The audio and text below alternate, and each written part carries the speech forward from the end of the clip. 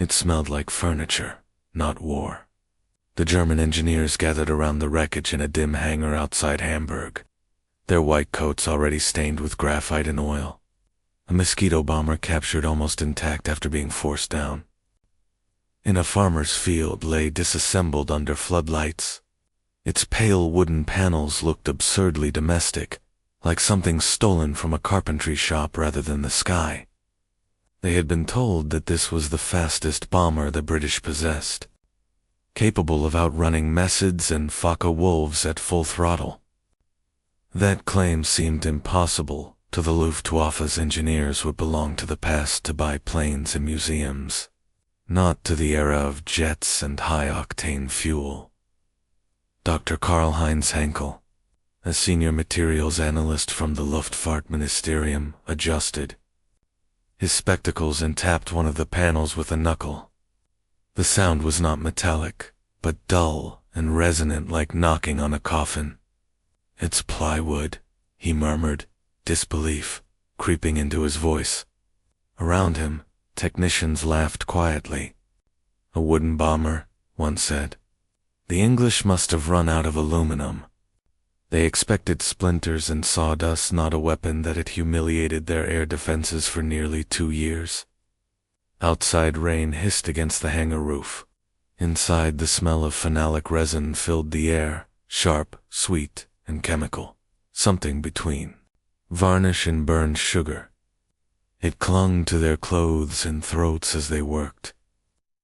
They began cataloging every component with the precision of surgeons. No rivets, no welds. Each panel had been bonded, not bolted. The seams were seamless, so smooth they reflected light like polished marble. When Henkel tried to separate 2 layers with a chisel, the blade snapped. He frowned. "This is not carpenter's glue," he said. "Whatever they used, it's stronger than the wood itself." His assistant suggested it might be some kind of resin, perhaps baryte. Henkel shook his head. Baryte was brittle. This was elastic, heat-resistant, almost alive. He placed a fragment under a magnifying lens and saw fibers fused together like the grain of living tissue. What unsettled the most was the craftsmanship. Each curve of the fuselage had been molded with a sculptor's precision. The British had built an airplane the way one builds a violin, layer by layer, tone by tone. Every contour served a purpose, reducing drag, channeling air, hiding strength beneath elegance. As the Germans measured, recorded, and photographed, something strange happened. The laughter faded. The more they touched the Mosquito, the less they mocked it. They began to sense intelligence behind every joint, as if the craftsmen who built it had anticipated their disbelief. By midnight, the floor was littered with sawdust sketchers and coffee cups. Henkel sat back, rubbing his temples, surrounded by fragments that refused to make sense. The numbers on his clipboard didn't lie. This toy airplane had achieved speeds that their best metal bombers couldn't match. Somehow wood had defeated steel. He looked at the pale curve of a wing root under the light and whispered to himself, "How?" The irony gnawed at him. Germany, the land of precision engineering, was being outpaced by a bomber glued together in furniture factories. Outside, the hum of night bombers echoed faintly over the city, the distant sound of an empire eroding. In that hangar, among the scent of glue and wet wood, something shifted. The question was no longer whether the Mosquito worked, but why, and what secret hid within the glue that made it unstoppable. In 1938, when the world was preparing for another mechanized war of steel, one man stood before the British Air Ministry with a proposal that seemed almost insulting. Geoffrey de Havilland, tall, composed, and quietly stubborn, unfolded blueprints of a bomber that defied every doctrine of modern aviation. It had no defensive guns, no armor plating, and most absurd of all, it was to be made almost entirely of wood. The room of officials listened politely, waiting for the joke. When none came, they rejected the idea outright. Metal was the future, they said. Wood belonged to the past. But de Havilland didn't flinch. He understood something that bureaucrats could not measure in spreadsheets. Speed was armor, and simplicity was survival. At that time, Britain was already stretched thin. Aluminum, the lifeblood of aircraft production, was being consumed faster than it could be refined. Spitfires, Hurricanes, and the new Lancasters demanded every sheet of metal the nation could produce.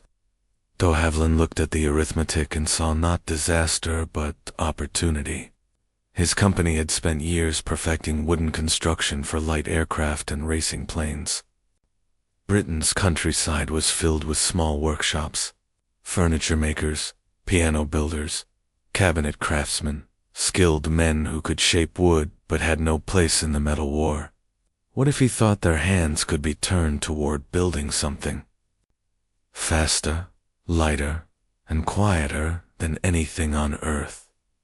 He envisioned a bomber without turrets or gun crews, its twin cockpit streamlined to a bullet's silhouette. Instead of rivets, layers of birch plywood would be bonded with Ecuadorian balsa wood at the core, materials chosen not for glamour, but for geometry. Birch for strength, balsa for lightness, the two joined by a glue stronger than any mechanical fastener. The technique known as laminated monarch construction had been used in furniture long before aircraft. But in de Havilland's mind, it became an equation of survival. Every ounce saved in armor could be spent on speed. If it could outrun enemy fighters, it wouldn't need to fight them at all. When the war began in 1939, his ideas seemed to evaporate under the weight of reality. The Air Ministry ordered bombers with guns, turrets, and thick armor, flying fortresses of metal that could trade blows. But war has a way of humbling certainty. By 1940, after the fall of France and the desperate days of the Blitz, Britain faced shortages so severe that even impossible ideas were reconsidered. De Havilland returned with a prototype design, insisting that his wooden bomber could be built in furniture factories without stealing a single sheet of aluminum from Spitfire production. Reluctantly, they approved one prototype. In the autumn of 1940, under gray Hartford skies, the first Mosquito took shape. Piano builders from London sanded the wings. Violin makers crafted the curved nose. The adhesive that bonded every seam came from furniture laboratories. Phenyl formaldehyde. Resin, a synthetic glue that hardened into something close to amber. When applied between layers of wood and pressed under heat, it fused into a single material, neither wood nor plastic, but something in between, light, resilient, and remarkably strong. It was quite literally born from craftsmanship and chemistry. On November the 25th, 1940, the prototype painted training yellow rolled onto the runway at Hatfield. Jeffrey de Havilland Jr., the designer's son, climbed into the cockpit. The engines roared, twin Merlin Tibistas, trembling like restrained animals. As the aircraft lifted, the crowd expected struggle. Instead, it leapt forward as if weightless. Within seconds, it was climbing faster than any bomber they had ever seen. At altitude, its speed exceeded 390 miles per hour.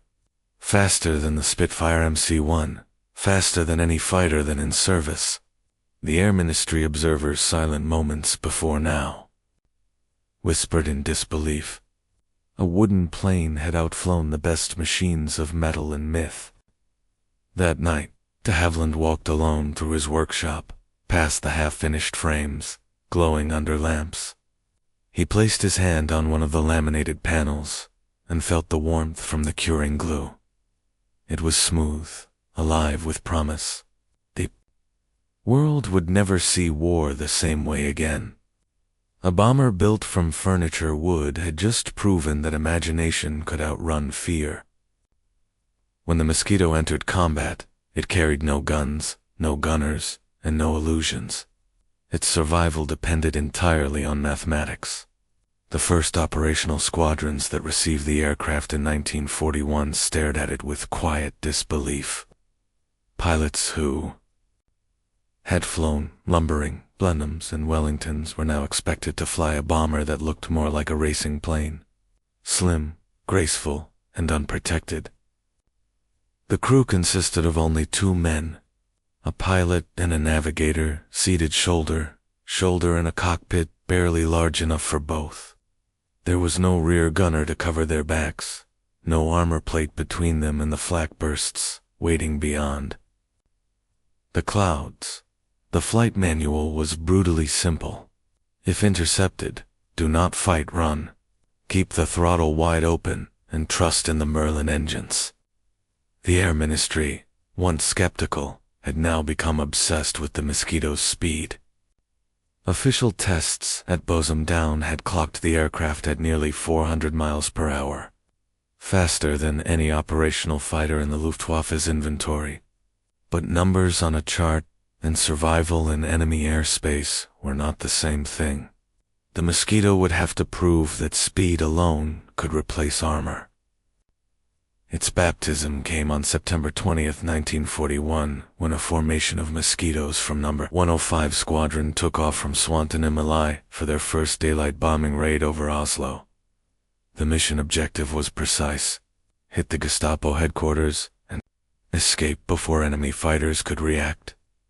At 50 feet above the sea, the bombers stir toward Norway, their wooden wings slicing through spray and mist. Radar stations detected them too late. When the alarm reached Luftwaffe command, the Mosquitoes were already on their return course. German fighters scrambled from Stavanger, but never closed the gap. Witnesses on the ground reported a ghostly roar followed by silence, as if the bombers had vanished into thin air. Every aircraft returned to base unscathed. The next test was far bolder. In January 1943, a Mosquito reconnaissance flight penetrated deep into Berlin airspace in broad daylight. The city's sirens wailed for the first time in months. Not because of a massive raid, but because of 2 unarmed bombers flying faster than the defending fighters. The Luftwaffe's radar operators watched the blips on their screens accelerate. Beyond pursuit. When the Mosquitoes dropped their 500-pound bombs on the capital, Hermann Göring himself was in conference. Furious, he shouted that the attack was a personal insult. He ordered interceptors to chase the intruders at all costs. None succeeded. By early 1943, Mosquito crews had begun to understand the machine's rhythm. At 2,500 feet, it danced above flak. Bursts, like a leaf on a storm. The laminated wood absorbed vibrations that would have cracked metal skins. Even direct hits often failed to ignite fires. The absence of aluminum meant fewer sparks and less fuel vapor ignition. Pilots described it as flying a living thing, flexible, forgiving, responsive. One crew returning from a low-level raid over Cologne recounted how tracer fire chased them through the Rhine Valley. The shells seemed to float beside us, then fall away. It was as if the air itself was protecting us. The Mosquito's reputation spread quickly among both sides. British newspapers called it the Wooden Wonder. German pilots called it Der Holz, the Devil of Wood. Its effect on morale was immediate. Luftwaffe squadrons stationed in occupied Europe received new standing orders. If a Mosquito is sighted, do not pursue unless conditions are perfect. The aircraft could not be caught in level flight and in dives. It accelerated beyond structural safety limits for German planes. Each mission added new legends.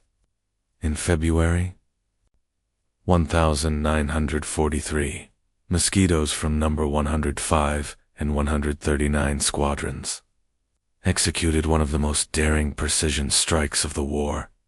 The daylight raid on Berlin scheduled to coincide with a speech by Göring himself, as his words echoed through the the windows, rattled with the shock of explosions. The timing was so perfect that German propaganda censors couldn't hide the humiliation. The unthinkable had happened. Wooden bombers had struck the heart of the Third Reich and escaped without loss. The success changed everything. The Royal Air Force began redesigning operations around the Mosquito's unique blend of speed and stealth. It became the preferred aircraft for photo reconnaissance, pathfinding, and surgical bombing. Every sortie proved a simple truth. The less you carried, the faster you flew. The faster you flew, the longer you lived. The men who flew it started to believe in its legend. They called it the plane that forgot how to die. But across the channel inside the cold laboratories and workshops of the Luftwaffe, disbelief turned into obsession. The German High Command wanted to know how a plywood aircraft could humiliate their finest machines. To them, it was not just a military failure. It was a scientific insult. Somewhere inside those smooth wooden panels was a secret the Reich had to uncover. In the spring of 1943, a British Mosquito on a reconnaissance flight over northern Germany was caught in a storm of flak. The pilot managed to glide for miles before crash landing in a marsh near Hamburg. Miraculously, the aircraft didn't burn. When German troops reached the wreckage, they expected twisted metal and melted fragments. Instead, they found something that looked eerily like a broken boat. Smooth wooden panels light enough for a man to lift, still smelling faintly of resin and smoke. To the Luftwaffe's technical branch, it was the find of the year. The order was immediate: recover everything. Even the smallest fragment was to be sent to a secret analysis hangar outside Rechlin, the Luftwaffe's primary testing ground. Under harsh floodlights, the Mosquito lay on wooden trestles like a patient on an operating table. Engineers circled it with clipboards and scalpels, their breath fogging in the cold. They were men accustomed to steel and rivets, to welding torches and precision gauges, not to sanding blocks and glue. The first cuts were hesitant, almost surgical. Each layer they peeled back revealed more questions than answers. The outer skin was birch veneer, only a few millim thick, but astonishingly uniform. Beneath it was a honeycomb of balsa wood, light as air, yet remarkably stiff. Then came another layer of birch, all fused together, as if grown from a single tree. Dr. Karl-Heinz Henkel led the analysis. He was an expert in materials fatigue, who had spent years studying the failures of metal airframes. Now he stood in silence, staring at the seamless joints. "They've turned carpentry into engineering," he muttered. His team measured densities, tensile strength, and shear resistance. Every test defied expectation. The laminated composite could bear almost twice the load of aluminum at half the weight. It resisted moisture, heat, and vibration. When one technician tried to separate two panels with a hydraulic press, the wood cracked, but the adhesive bond did not. The Germans had used Cineglue, a milk-derived adhesive, in their own wooden trainers and gliders. It was cheap and easy to make, but degraded in humidity and heat. This British glue behaved differently. It seemed impervious to everything. Henkel ordered chemical analysis. The laboratory reported a compound unknown in German aviation, a synthetic resin based on phenol and formaldehyde catalyzed under pressure. When heated, it didn't soften. It hardened further, turning into a thermoset polymer that bound wood fibers on a molecular level. It was in essence synthetic armor hidden inside wood. Henkel couldn't hide his frustration. Germany's chemical industry, once the envy of the world, had produced wonders like synthetic fuel and rubber. Yet, It had never developed this kind of adhesive. The reason was painfully simple resources. Phenolic resins required phenol and methanol derived from koehler, and both were being consumed by explosives production. Even if the Luftwaffe had known the formula, they couldn't have made it in quantity. The discovery ignited a mixture of admiration and despair. The Mosquito wasn't just fast, it was practical genius. Every component told a story of adaptation. The British had taken their shortages and turned them into innovation. The fuselage was shaped in two mirror halves molded over concrete forms in furniture factories. When glued together, they formed an airtight shell that required no internal bracing. The result was smoother, lighter, and stronger than any riveted construction. One of Henkel's assistants, a young engineer named Vogel, stared at the cross-section of a wing under magnification. "It looks alive," he said quietly. The glue lines formed patterns like the veins of a leaf. He was right. The structure flexed under stress instead of fracturing. It absorbed shock, dissipated energy, and returned to shape. In a world obsessed with rigidity, the Mosquito had been built to bend. When Henkel presented his findings to Luftwaffe Command, the room fell silent. He placed two samples on the table, one of aluminum, one of laminated birch bonded with the British resin. The wooden sample bent and snapped back. The aluminum one stayed deformed. "Gentlemen," he said, "we have been building the wrong kind of strength. But pride dies hard." Some officers refused to believe that glue could win a war. Others demanded a German replica, a Muka Ornat, to prove the concept. Yet deep down, the engineers knew the truth. They could copy the shape, the dimensions, even the engines. But they could not copy the soul of the Mosquito, the glue that turned fragile wood into a weapon. As they packed their samples for Berlin, the smell of the British resin still hung in the hangar, sweet, sharp, unyielding. Henkel lingered a moment longer, running a gloved hand over the splintered wing. "They built this in a furniture factory," he whispered. "And we, with all our steel, cannot catch it." The order came from the top. If the British could build a wooden bomber that outpaced every German fighter, then Germany would build one faster, stronger, and deadlier. The project was given a name. Meant to mock its rival, Muka the gnat, a tiny insect meant to sting the British Mosquito. On paper, it looked like a statement of pride, an attempt to prove that German engineering could master anything the Allies invented. In practice, it became a slow-motion tragedy of overconfidence. The first prototypes were assigned to a small team at the Luftwaffe Forschungsanstalt in Braunschweig. They began with captured Mosquito. Drawings and the fragments Henkel's team had meticulously catalogued, but from the beginning, the numbers betrayed them. The British had used lightweight balsa imported from Ecuador, a wood Germany could no longer access due to Allied blockades. Their engineers substituted pine and beech, harder, heavier, more available. A single wing section that weighed 280 kilograms. In the Mosquito ballooned to 410 in the Muka. The glue too was a compromise. Without access to phenolic resin, the team reverted to casein adhesive mixed with formalin to slow degradation.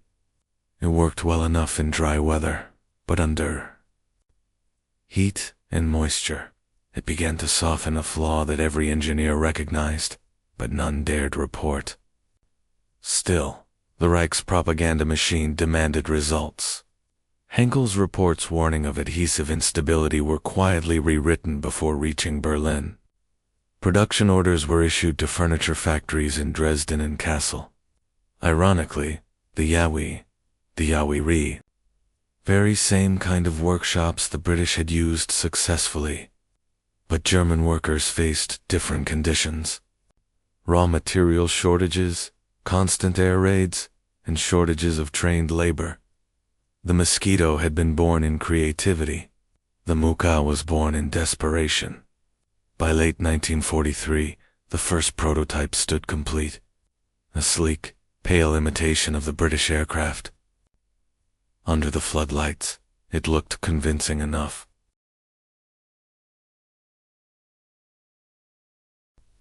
Twin engines, smooth fuselage, identical dimensions. But the illusion ended as soon as it left the ground. During its maiden flight, the test pilot Hayman Ernst Kessler noted sluggish controls and unexpected vibration at high speed.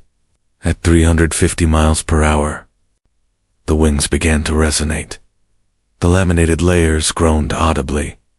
Within minutes, thin cracks spread along the leading edges. He throttled back and landed hard, the undercarriage collapsing under the strain. When engineers examined the damage, they found the culprit moisture had seeped into the glue lines, weakening the joints.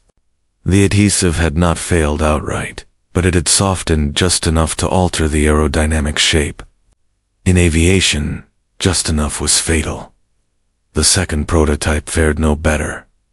Built with modified adhesives and extra bracing, it flew heavier and slower. On paper, it reached 360 miles per hour faster than a Henkel. He 111, but still 50 miles per hour, slower than the Mosquito it was meant to catch.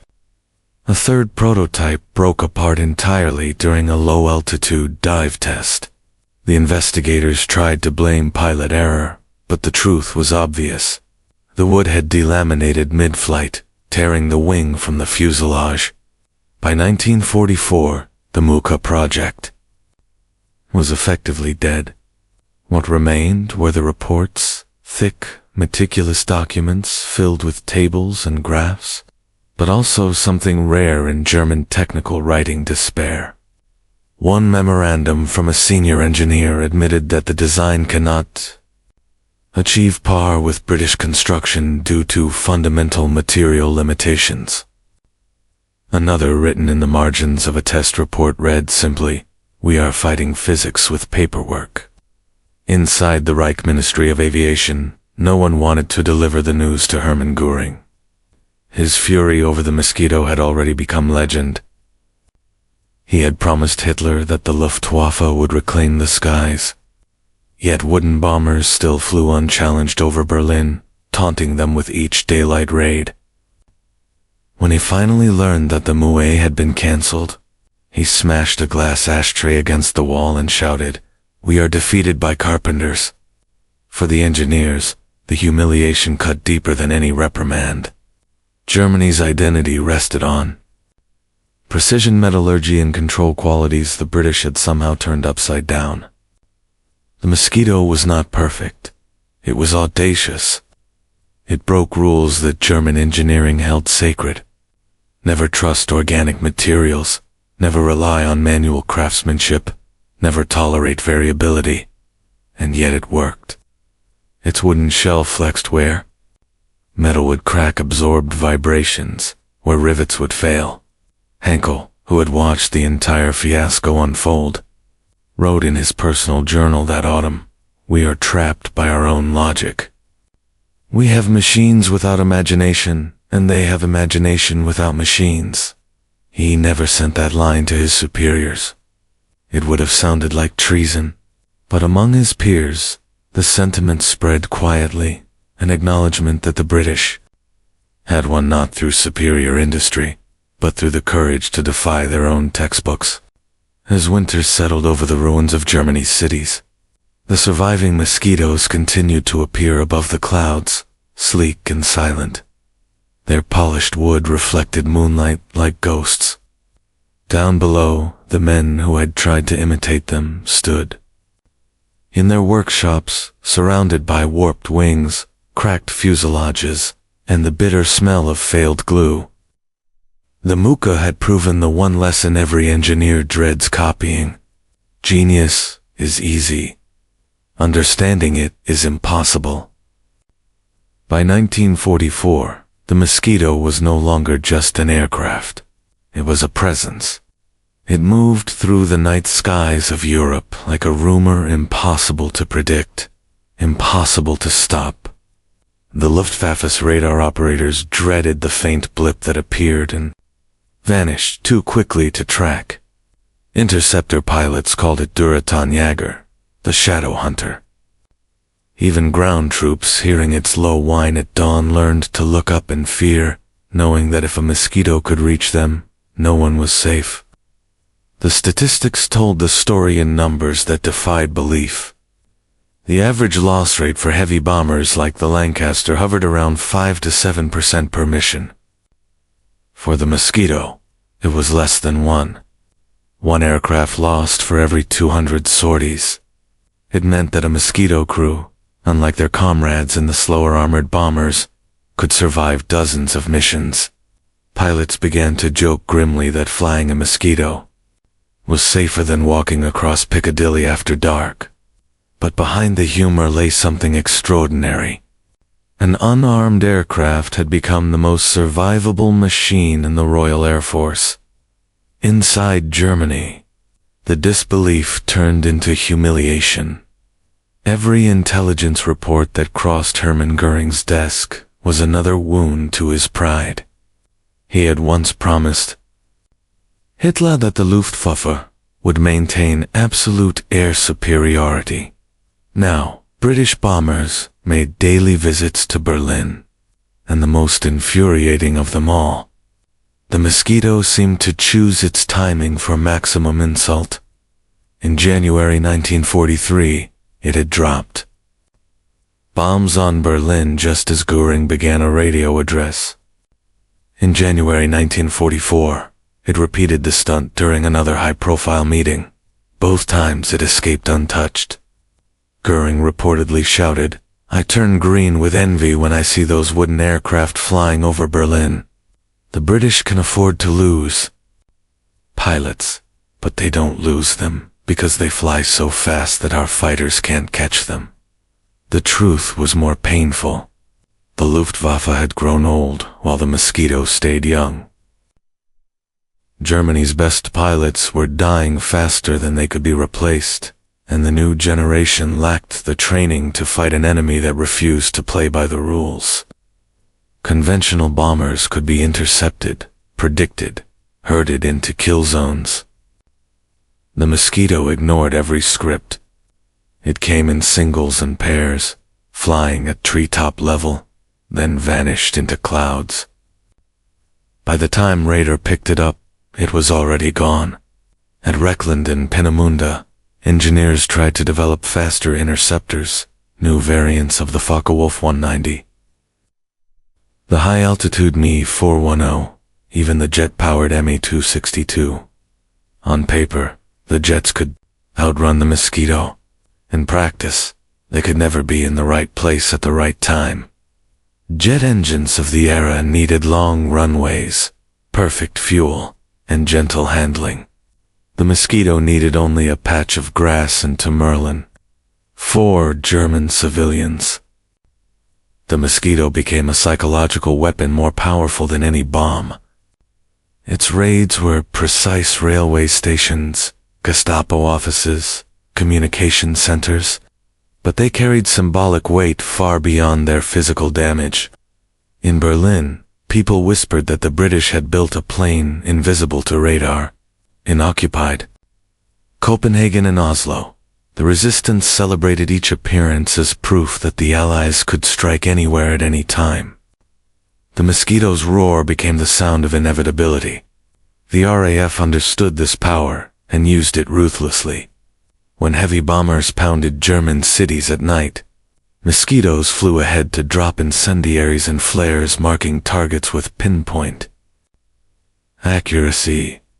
When the bombers returned home, Mosquitoes returned hours later to strike rescue crews and command posts. They seemed tireless, omnipresent, untouchable. Even when flying alone, a single Mosquito could force the Luftwaffe to scramble entire squadrons of interceptors, burning precious fuel and exhausting pilots for nothing. The German High Command responded with desperation, disguised as strategy. New radar networks were built to track fast targets, and propaganda officers claimed that the Mosquito was overrated, that its speed came at the cost of payload. But the numbers could not be hidden. In 1944, alone, Mosquito bombers dropped over 1,900 tons of explosives with fewer than 200 aircraft lost. The figure was so efficient that one British officer quipped, "It's not a bomber. It's a surgical instrument." By autumn, Goering's rage had turned to superstition. He ordered his aides never to mention the aircraft by name during briefings, as if silence could erase it. Fighter command logs show a pattern of exhaustion, pilots claiming to chase phantoms that vanished into cloud. Radar stations reported false echoes moving faster than their calibration limits. Ground crews swore they saw mosquitoes at altitudes no piston engine could reach.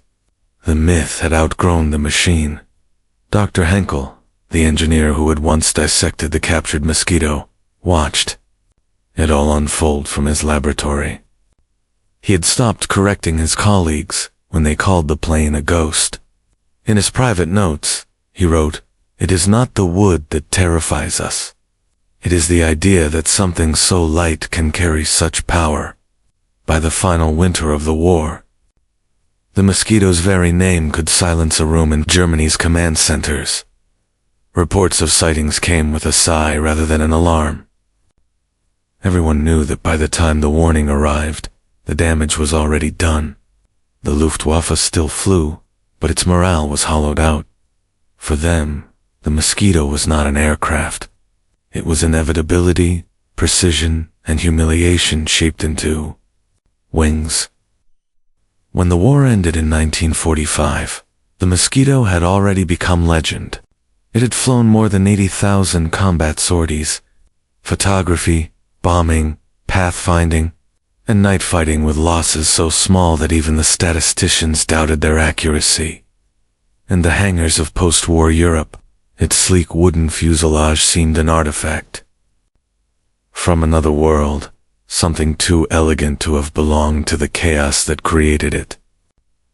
Germany lay in ruins, its cities, scorched by the heavy bombers the Mosquito had guided with uncanny precision. And yet in the minds of the engineers who survived it, was not the Lancaster or the B-7 they remembered with awe. It was the wooden ghost that had humiliated their science. At war's end, Allied inspection teams invited captured German engineers to tour Havilland's plant at Hatfield. Among them was Dr. Karl-Heinz Henkel, the same man who had once dissected a downed mosquito and declared, "It's glue a miracle."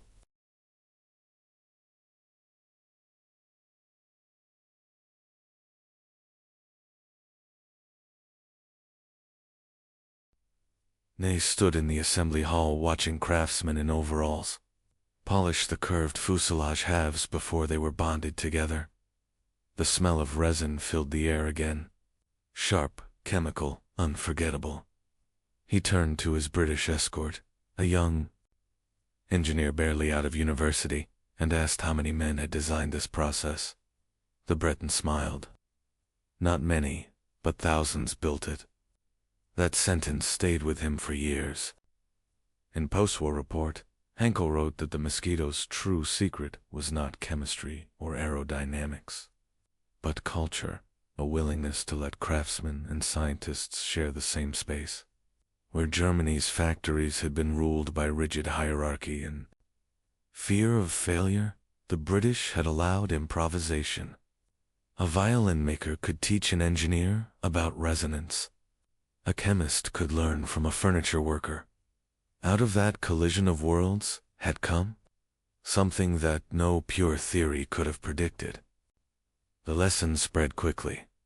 In the late 1940s, engineers on both sides of the Atlantic began experimenting with new laminated materials. Fiberglass, resin composites, and later carbon fiber, all direct descendants of the Mosquito's wooden skin. What had been born from scarcity became the foundation of abundance. Even the newly formed American aerospace industry studied de Havilland's methods. Boeing engineers called the Mosquito the ancestor of every composite airframe we build today. In Britain, the aircraft's legend grew quietly. The Royal Air Force kept Mosquitoes in service well into the 1950s, long after jets had taken over the AIA skies. Pilots loved its agility, its silence, and its soul. One veteran said, "It felt like the airplane wanted to live as much as you did." Museums displayed it as a masterpiece of wartime design, but those who had built it remembered something humbler. The smell of sawdust, the rhythm of glue brushes, the sound of piano craftsmen hammering spars together while London shook under the Blitz. For de Havilland himself, the success was vindication. His impossible idea had not only worked but changed the very meaning of engineering. He once told a journalist, "We were never trying to outmuscle the enemy. We were trying to outthink him." His words would echo through every generation of designers who followed. And for the Germans who had tried to imitate the Mosquito, the aircraft became a mirror reflecting their own limits. The Muka prototypes were melted down after the war. None survived. But in the archives of what became West Germany's new aviation industry, Henkel's notes endured. The final line of his last wartime journal read, "They proved that imagination, when disciplined by necessity, is stronger than steel." Time transformed the Mosquito from a weapon into a lesson. It taught that progress sometimes comes not from abundance, but from desperation, not from metal and muscle, but from daring to see beauty in the ordinary. Out of plywood and glue had risen a machine that terrified an empire and redefined what was possible. Today, historians still debate whether the Mosquito was the greatest aircraft of the Second World War. But the numbers speak for themselves. Faster than any fighter of its era, lighter than any bomber, and deadlier to the enemy's pride than to its troops. When you walk past one in a museum, its surface still gleams like varnished oak. You can almost smell the resin, the ghost of that glue that once defied an empire. The men who built it are gone now, their names scattered across archives and airfields.